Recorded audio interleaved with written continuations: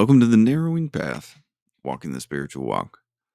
My name is Steve Van Eiderstein. Thank you all for joining me tonight as I go through and do today's daily reading from James Allen's Daily Meditations. This will be fresh to you, fresh to me, of course. So you'll get my genuine response, reactions, observations, what I relate to about the reading, as this will be the first time that I hear it or read it right here on this podcast with you. So I'm looking forward to it, as always. I kind of get sick of hearing what I say at the beginning of every one of these, but I've repeated it so many times now that it's just what happens. That I'm looking forward to it part. I feel like I want to change that, but it just rolls right off the tongue now. So I guess that's it. But anyway, I'm looking forward to, there it is again, reading this one tonight. And actually, I just realized, I just scrolled down to the next page of the PDF I read off of, which is an older, more authentic copy that I read these from.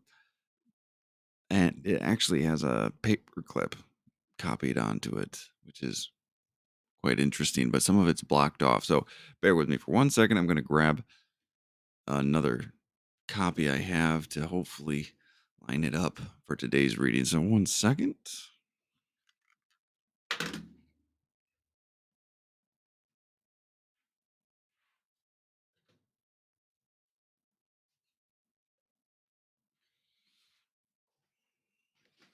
All right, I'm back. And here we go. We're going to go to December 19th. So,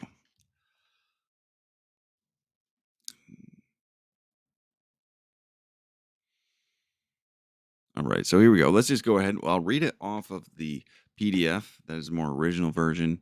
And if I stumble, I've got the book right next to me to kind of reference. So we'll go from there. So here we go.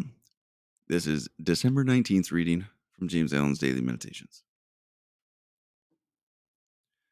Nothing can transcend right. Take away a belief in this certainty from a man's consciousness, and he is adrift on a self-created ocean of chance without rudder, chart, or compass. He has no ground on which to build a character or life, no incentive for noble needs, no center for moral action. Even the crudest idea concerning God as of a great man whose mind is perfect, who cannot err, and who has no variableness nor shadow of turning, is a popular expression of belief in this basic principle of divine justice. According to this principle, there is neither favor nor chance, but unerring and unchangeable right. Thus, all the sufferings of men are right as effects, their causes being the mistakes of ignorance, but its effects, they pass away. But as effects, they will pass away. Man cannot suffer for something which he has never done or never left undone, I believe.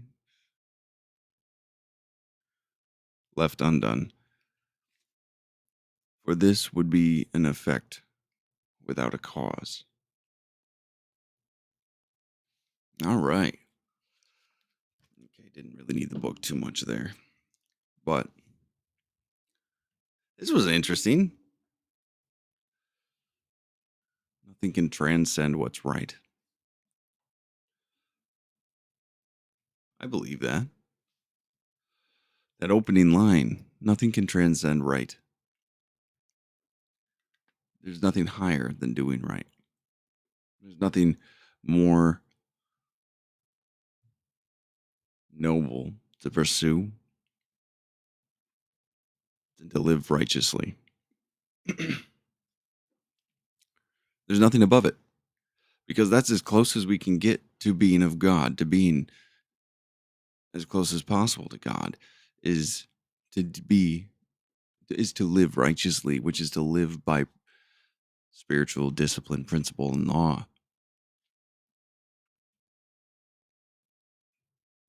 There's nothing higher than that. It's kind of amazing. It seems like such a simple concept that we should be complicating it, but most of the time, what I found is the simplicity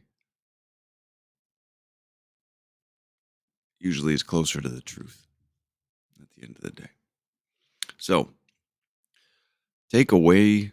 Okay, I think I didn't put the right emphasis on this reading it the first time. So let's try this again for this first sentence. Take away a belief in this certainty from a man's consciousness, and he is adrift on a self-created ocean of chance without a rudder, chart, or compass. So this belief in this certainty, so belief in nothing can transcend right. We like to place, well, I'll keep it on me. I like to place myself over what is right. I'll do what's right as long as it aligns with what I need. So in other words, I'm still serving self.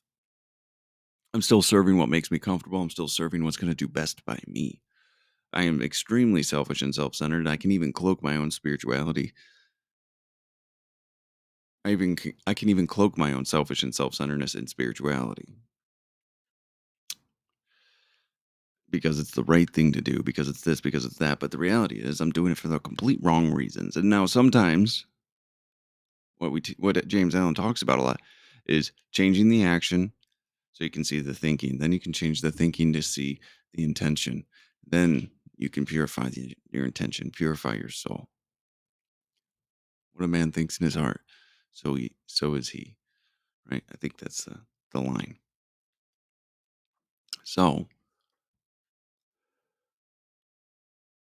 when you take away this belief, when you take away that belief in the certainty of nothing can transcend right, you're just free to serve your own opinions, your own desires, selfish wants and needs and validations and animalistic desires. You're living a completely selfish and self-centered life with no regard to the basic good you're bringing to the world unless it serves yourself.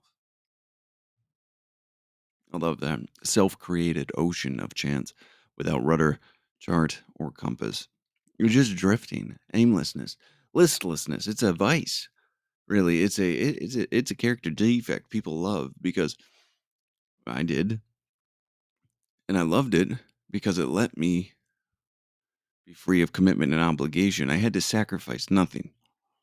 At least that's what I thought. I didn't realize it would eventually require the sacrifice of my own integrity and my own honor and dignity, my own humanity, really.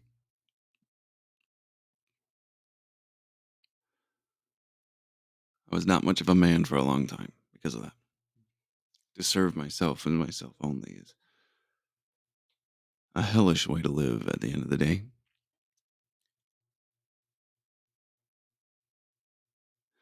He has no ground on which to build a character or life, no incentive for nobler deeds, no center for moral action.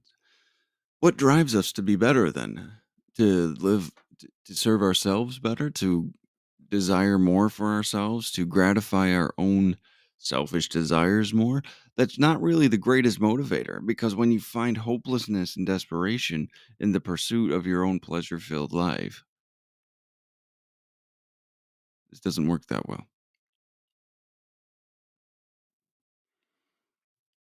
When the only thing you've ever done is what served you best. You have no character. You stand for no moral. You have no honor.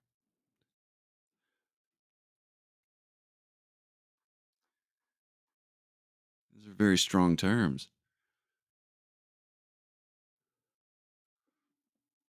but it is true. At least from my experience in my past life, this was an exact understanding. If you had to summarize my life before I got sober, it was I lost the belief that there was a right thing to do. I mean, there's the obvious: don't kill people, don't steal from individuals that can't afford it. See, that's where I came in. I stole. I could justify stealing from big corporate companies because they're counting on somebody stealing, so it might as well be me.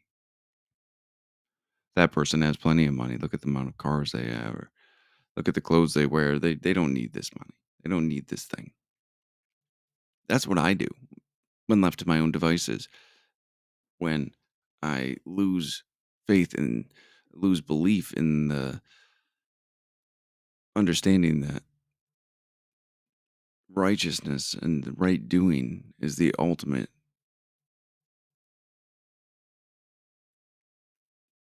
way of living to aspire to. It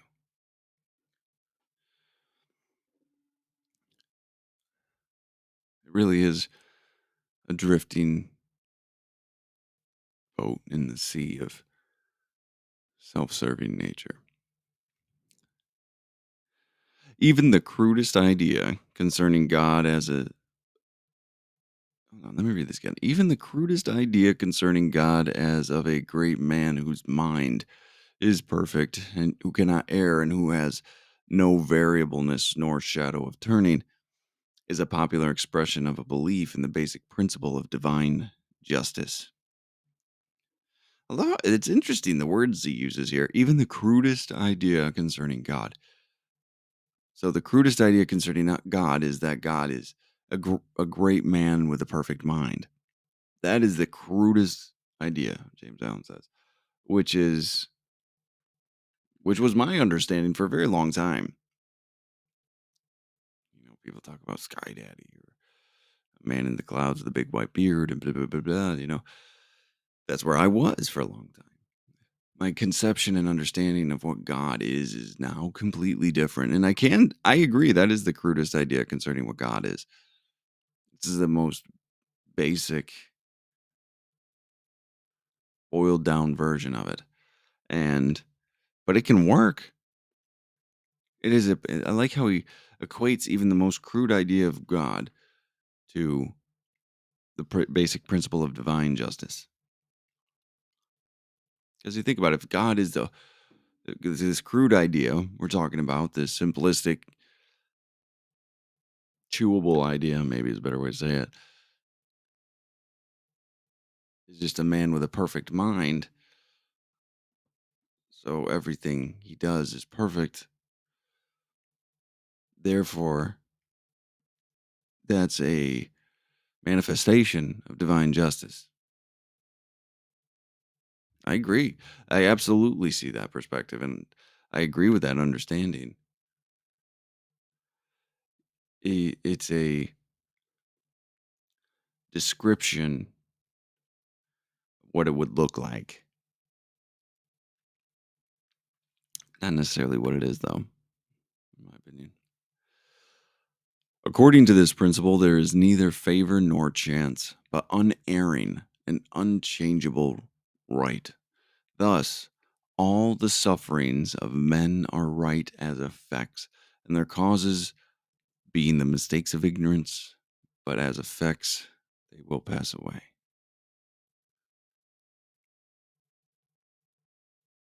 Everything you get in life is from your actions. 100% accountability, putting it on you. Don't blame the world anymore. The world is just and fair.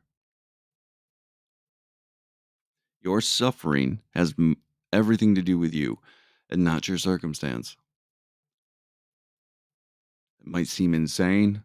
That might seem completely off base. It might seem not like it might seem contradictory to what you might hear in certain circles or your friend group. But I can guarantee you that is the truth. Your suffering is 100% your responsibility, and the freedom from it is a simple understanding and shift in perspective.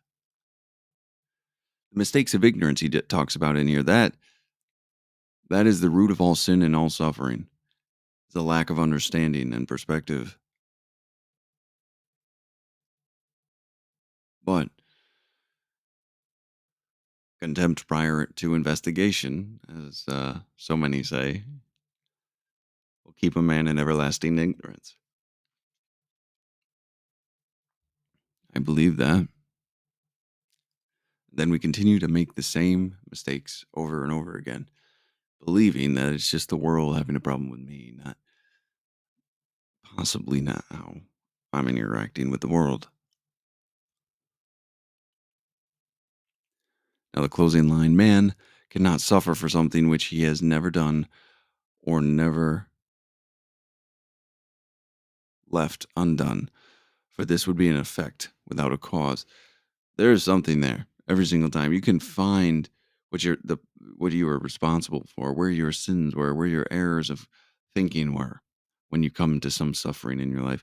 If you're willing to accept the responsibility for it and take an honest look, you can change your entire life and start it right now in this immediate moment just by being willing to do that. I find that so amazing. It's so close to everyone, but yet such a mystery. It was for me. I mean, I guess I'm only speaking to from my direct experience, and I'm only as far as I am right now with this too. Have I come a long way? In my opinion, yes, but how far do I have to go? Who knows? I could just be one step in this whole path. I do believe the best years of my life, the most exciting, most understanding is ahead of me for years to come. I believe that I'm right at the beginning of this thing. And if this is just the beginning, it's going to be a hell of a ride. What else is there to know and to see and to understand? What else is there to actually take in and comprehend? It's a beautiful thought. And I love it when I start going down that train of thought too. So, but that is it for this evening. Thank you all for joining me again, and thank you for coming along with me for tonight's reading. And this one ran a little bit longer than usual, but hey, it's okay. It was a great one, like one that I needed to hear, one that I hope other people take away this same message from. So, thank you all for joining me, and I'm looking forward to tomorrow's. Until next time, thanks.